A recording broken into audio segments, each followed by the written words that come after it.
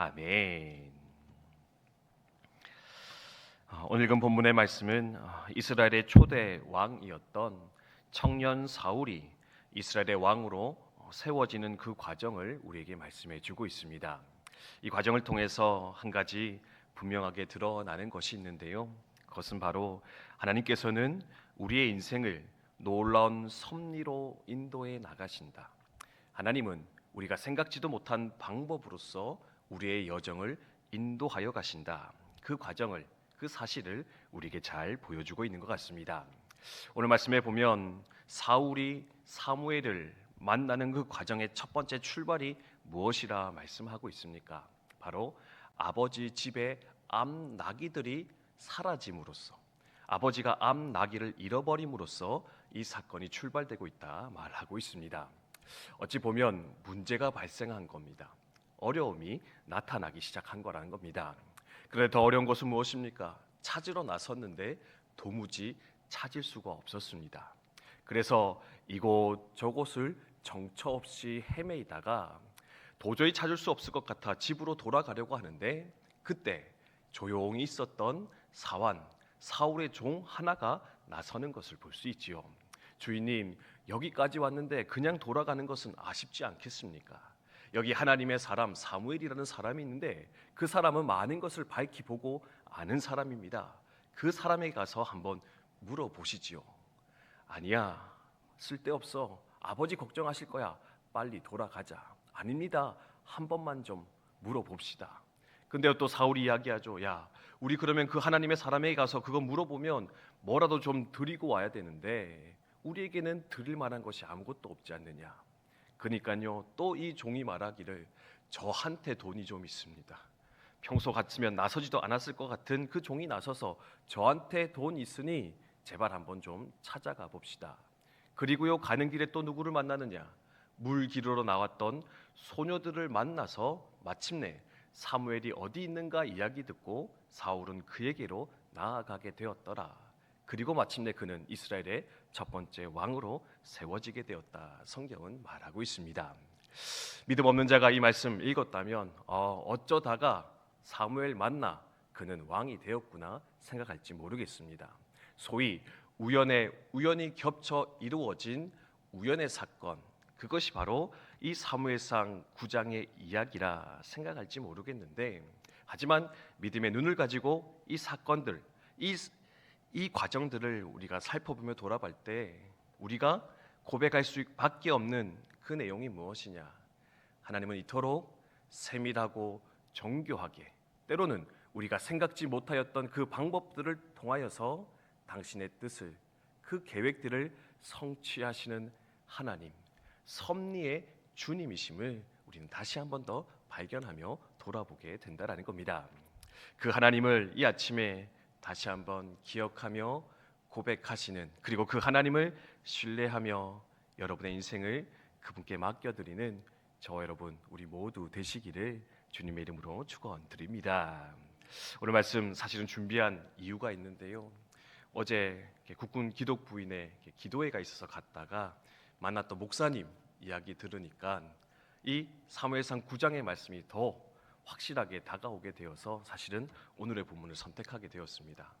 어제 본부교회에서 상암동에 계시는, 서울 상암에 계시는 나눔교회 조용민이라는 목사님 오셔서 설교해 주셨거든요.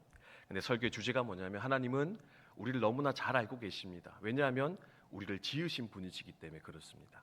그리고 우리를 너무나 사랑하시는 분이십니다. 왜냐하면 그분이 우리의 아버지이시기 때문입니다. 세상은 이런저런 조건을 갖추어야지만이 우리를 사랑하고 인정해 주지만 하나님은 우리 아버지이기 때문에 우리가 어떠한 모양과 모습, 조건을 갖추더라도 우리에 대한 사랑을 결코 거두지 않으실 것입니다. 설교해 주셨습니다. 개인적으로는 거기까지는 그냥 평이한 설명이구나, 우리 다 아는 내용이지 생각하고 있었는데요. 마지막에 하셨던 말씀이 사실 너무나 큰 도전이고 은혜였습니다. 그 말씀 쭉 하시고 나서 본인의 상황을 말씀해 주셨거든요. 그 상황이 뭐였냐면은 자식이 2명 있는데, 자녀가 2 있는데 둘째가 아들이랍니다. 올해 20살이 되었는데 지금 5년째 집에서 나오지 않고 있습니다. 15살이 되던 해에 크게 화를 내면서 학교 안 가겠다 선언을 하더니 그날부터 자기 방에 들어가서 안 나오기 시작하는데 5년 동안 외출을 하지 않고 있습니다. 이미 머리는 엉덩이까지 길어져서 네, 허리에 추면까지 내려오고 있고, 그래서 그냥 거실에 나와서 앉아 있는 것만 봐도 너무나 감사합니다. 밥을 먹어주니 감사하고 잠을 자주니 고맙고 그냥 살아 있음이 너무나 감사하다.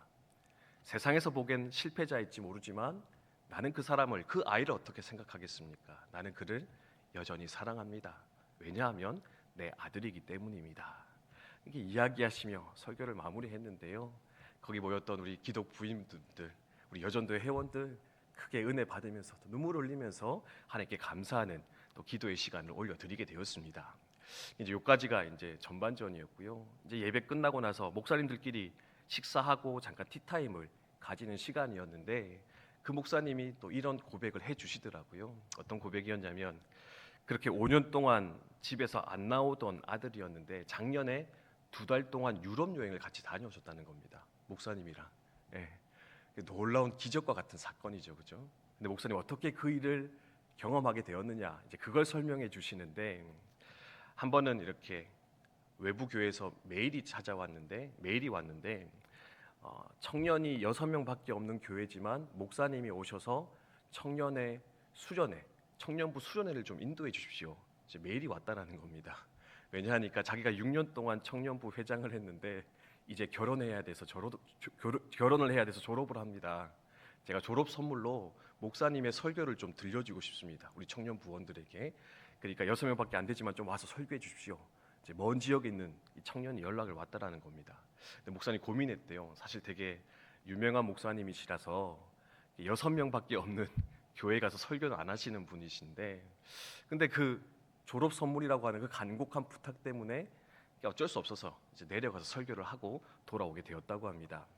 설교 사례비로 받은 것이 뭐였냐면 통닭 2마리.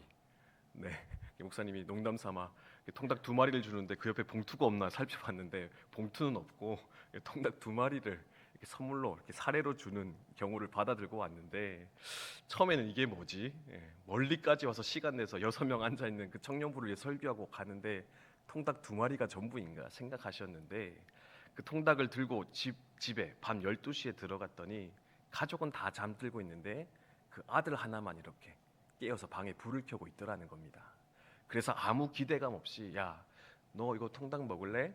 이렇게 물으셨는데 이 아들이 너무나 반기면서 먹겠다라고 거실로 나오더라는 겁니다. 알고 보니까 밤 12시가 기상시간인데 엄마가 그 아들 배려해서 원래는 저녁을 차려놓고 주무셔야 되는데 그날따라 저녁을 안 해놓고 주무신 겁니다. 눈 떠봤더니 먹을 것이 없고 배는 고픈데 12시쯤 아버지가 그 통닭 2마리 가지고 들어오시니까 그게 너무 반가워서 이제 아버지와 함께 그 밤에 통닭을 먹기 시작한 겁니다. 통닭 먹다가 그냥 한번 던져 보셨대요. 야, 아빠가 외국의 선교사님들도 많이 알고 있는데 아빠랑 한번 여행 가볼래? 아빠랑 한번 집 밖을 나가볼래? 이제 분위기가 좋으니까. 근데요, 그 아들이 뜻밖에도 그래? 한번 가볼까? 왜냐하면 집안에서 이렇게 역사 유튜브를 많이 봤었는데 그러다 보니까 유럽의 로마나 프랑스나 이제 그런 나라들을 많이 보고 접했기 때문에 마음이 동했던 것 같다 이야기하시더라고요. 그래? 목사님이요, 가겠다고 하니까 얼마나 좋습니까? 5년 동안 집 밖을 나오지 않은 아들인데. 그래서 그 다음 날부터 조사를 열심히 하셔가지고요, 결국엔 2달 동안 유럽 여행을 다녀오고 한국으로 들어오게 되셨는데 그 아들이 한국에 들어오면서 하는 말이 뭐냐니까 나는 그 어떤 아들보다도 아버지와 많은 시간을 함께한 아들인 것 같아.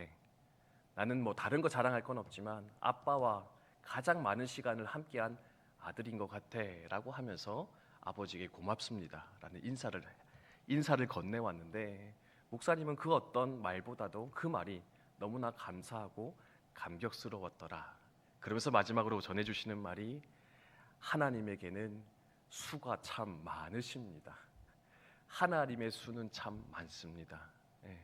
통닭 2마리, 청년부 설교하고 받아온 그 2마리가 통닭이 사실은 뭐 어디 쓰일 수 있을까 하찮게 여기며 돌아볼 수 있었는데 그 통닭 2마리로서 기적과도 같은 역사를 만들어 가시는 하나님, 그 하나님을 자신은 믿고 신뢰하며 지금도 그 사역의 여정을 걸어가고 있노라 간증하는 것을 들었습니다. 네, 제 얘기를 들려드려야 되는데 남의 얘기를 길게 해서 죄송한데요. 여러분 은혜 되지 않습니까? 그런 하나님이시구나 다시금 발견되지 않습니까?